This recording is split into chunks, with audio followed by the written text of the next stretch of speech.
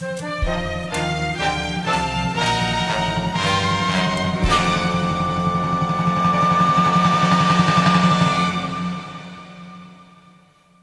will tell the world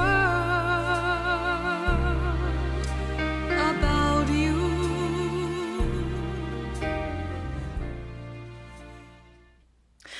Imagine you live in an idyllic farmhouse situated by a crystal clear stream. Birds feed from it, ducks swim in it, animals drink from it. The water is good for fishing, swimming, bathing, cooking, cleaning. In short, it is a source of sustenance for you and your family. All along the bank, there are signs posted against dumping trash and other undesirables in the stream. One day, a factory moves in upstream, near the source. They make these wonderful products that save time and therefore money, because haven't we equated time with money?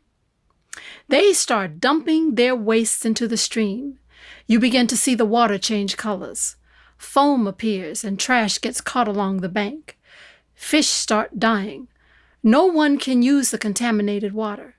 The factory feels justified because their products make people's lives better.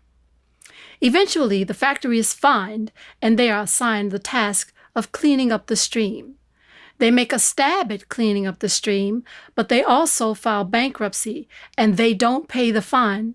It doesn't really matter because no amount of eradication will restore the stream to its once pristine state. The stream is no longer a place on which your family can rely for any form of sustenance. In fact, it is forever tainted and ruined. But because it is the only source of water around you, you have to use it for some things.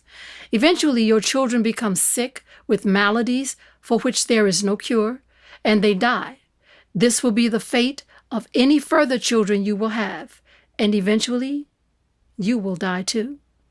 Nevertheless, from a forever tainted stream, you must try to derive some sort of living. While you would say this situation may not be your fault, you would have to agree that it is your problem. God created man with the capacity to die or to live forever. And man, like the angels, were created with free will. Man was given free rein with one exception. Don't eat from that tree or you will die. One day, a renegade angel approached the woman and gave her reasons she could break the law. The woman believed she would be gaining wisdom that would make their lives better. Her desire is granted, but along with the wisdom came the judgment of a death sentence for breaking the law, not only for herself, but for her offspring as well. The stream of mankind was tainted and ruined at the source.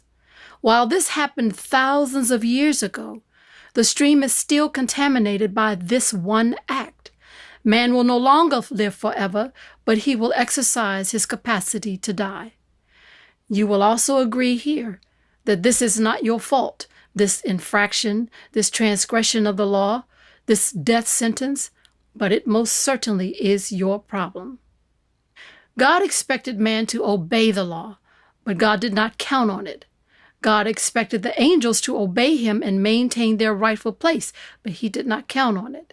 That is why 1 Peter 1:19 through 20 states, Jesus Christ the Messiah, who was foreordained before the foundation of the world, was crucified, buried, raised up from the dead, and given glory, so that our faith and hope might be in God to purify this tainted human stream. Before the appointed time of Jesus the Messiah to come, God gave man a temporary provision of approach to his throne. We see these principles in the tabernacle in the wilderness that Moses built. This is a fascinating study, and I invite you to engage to see how all this came about, where we are now, and how it will all end. Join me as we peel back the layers of the tabernacle to reveal its mysteries, for in it lay the deed to life. For more information, visit the website or call. Now I'm tired.